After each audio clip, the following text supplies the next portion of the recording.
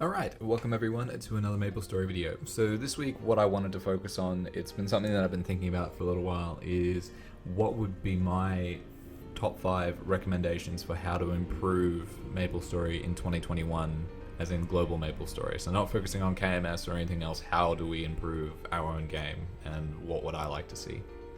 So there's no structure to this in terms of ranking them from high to low. I just want to go through 5 main points which I've thought about over the past little while as to what I would suggest that we could do, or Nexon could do on our behalf. Number 1 would be changing the Fury Totem to a 1-hour duration and increasing the quantity in the cash shop from 18 to 36. The current setup with Fury Totems works for those who have time to sit down and grind for a full 2-hour period that it's available for.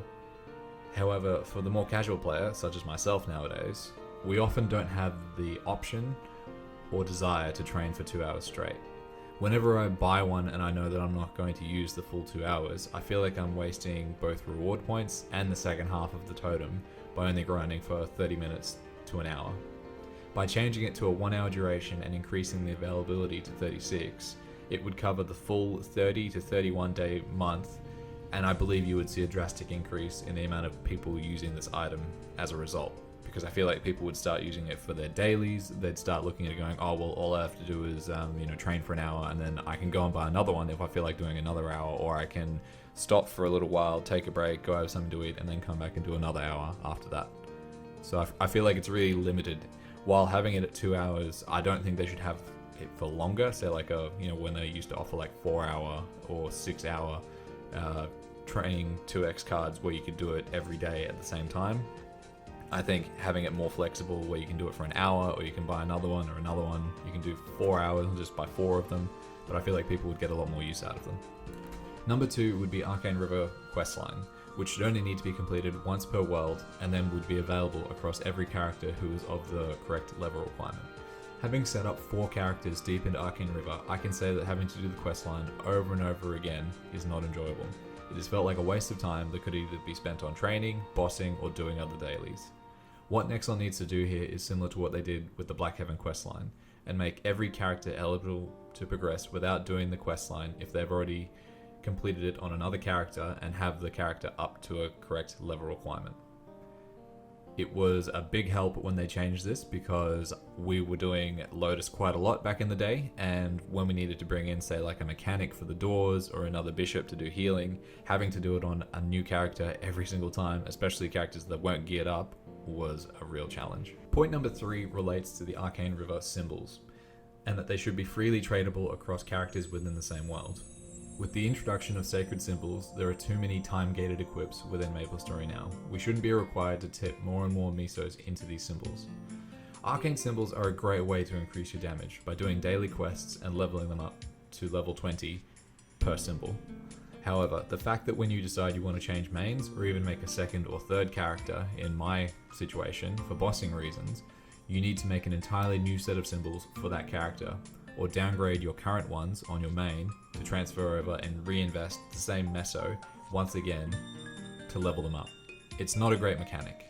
If they're going to continue down this road of having time-gated experiences, such as with the introduction of Cernium and Hotel Arcus, which have their own symbols to level up, they should really look at making Arcane River symbols freely tradable within each world, because it isn't the main content anymore. We've moved on to something new, and if you're making a new character, you're looking at months and months of work to get back up to where your current main is, and it really shouldn't be like that.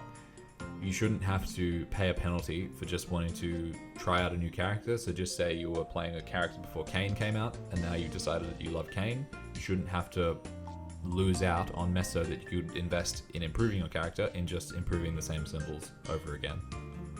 Number 4 relates to bringing back the Sengoku High event as well as the Dark Totem event as a quarterly or half-yearly event. These items are helpful for newly created characters to progress in both reboot and non-reboot worlds. When I look back over my Corsair, Jet, and Xenon, I see a number of equips which are no longer obtainable. They aren't considered super rare because of the drop rate or character progression, they're simply rare because I was playing at the right time.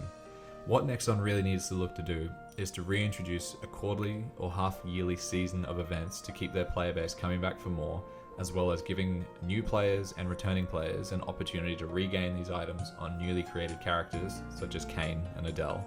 There's really no reason to not have them in the game, so things such as the Sengoku badge, so you can actually have potential lines on a badge and Star Force it, since they've removed the Singapore Ghost Ship badge altogether, and even things like the beta medal. They really should be chucking things like that in the event shop to allow people to get them on new characters, because yes, the events where those came from wouldn't be available to keep coming through because Nexon had a partnered event for the beta event, such as the Attack on Titan and events like that as well, where people got nice items from there.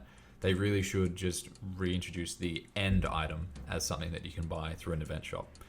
Sengoku and the Dark Totem event, I can't see why they just can't come back seasonally, as well as things like the Mechanical Heart and just other events like that. And point number 5 is to introduce Kishin as a 5th job decent skill or link skill so that players have more ways to improve overall spawn populations. Spawn control has always been an interesting element for MapleStory.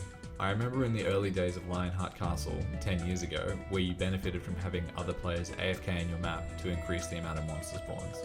Then there was the issue with the glitch with the Wild Hunter skill, where if the person was using a third-party program, they could implement something where the spawns just randomly increased by themselves and you didn't have to worry about having people in your map. Then they moved to Future Reeve with Stronghold and Hall of Honor, where they had that party play aspect, as well as Kishin when that was coming in. And then the Frenzy Totem came along. Now the Frenzy Totem isn't available through any event anymore. There's a set number of them out there in the game, which some fortunate people do have. I used to have one. I've since moved mine on because I wasn't getting the same use out of it anymore. And now I look to use things like Kishin and the Fury Totem.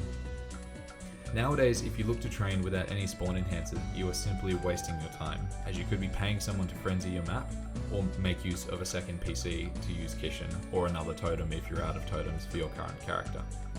What Nexon should look to do is make it easier for the average player to complete their daily quests as well as train by having Kishin as a 5th job or link skill.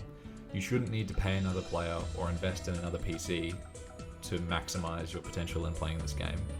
It really should just be, here's a skill, it does have a cooldown so you can't spam it all the time, because having a character just with a rock on the keyboard spamming Kishin over and over isn't what you want either. But having something where it does have a short cooldown, but if you make use of your time and activate it when required, you can increase the spawns in your map for when you're doing daily quests.